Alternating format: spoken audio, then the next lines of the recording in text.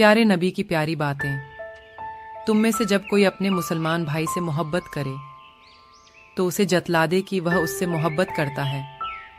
तुम मुझे ज़ईफ़ों और कमज़ोरों में तलाश करो, क्योंकि तुमको रिज़्क़ और नुसरत ज़ईफ़ों की बरकत से दी जाती है। जन्नत में ऐसे लोग दाखिल होंगे जिनके दिल चिड़ियों की तरह नरम होंगे। जिसने रमज़ान के रोज़े को फ़र्ज़ समझकर सवाब की उम्मीद से रखा वह बख्शा गया। सदका बुराई के 70 दरवाजे बंद करता है। मसाकीन को वो खाना मत खिलाओ जिसको तुम खुद नहीं खा सकते। खाने से पहले वजू करना तंगदस्ती को दूर करता है।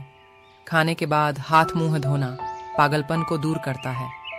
तकलीफ की घड़ियां खताओं को मिटा देती हैं। माफ़ कर देने से अल्लाह ताला इज्जत में इजाफा फरमाता है। अपने वालिद को नाम से न पुकारा करो और न उनके आगे चिल्लाया करो और न ही उनसे पहले बैठा करो। सबसे अफजल सदका रूठे हुए लोगों में सुलह करा देना है। मेरी उम्मत के बूढ़े की इज्जत करना मेरी इज्जत करना है।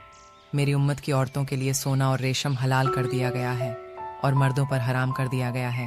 बेशक अल्लाह ताला हया और पर्दे को पसंद फरमाता है। हर किसी के लिए वही कुछ है जिसकी उसने नियत की है। हर चीज़ की जकात होती है और जिस्म की जकात रोज़ा है। रोटी की इज्जत करो क्योंकि अल्लाह ताला ने उसको इज्जत दी है।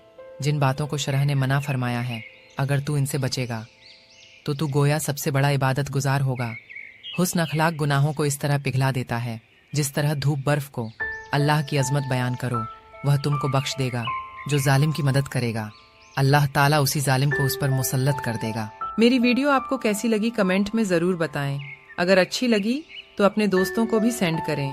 मेरे चैनल को सब्सक्राइब कर लिए हैं तो आपका शुक्रिया।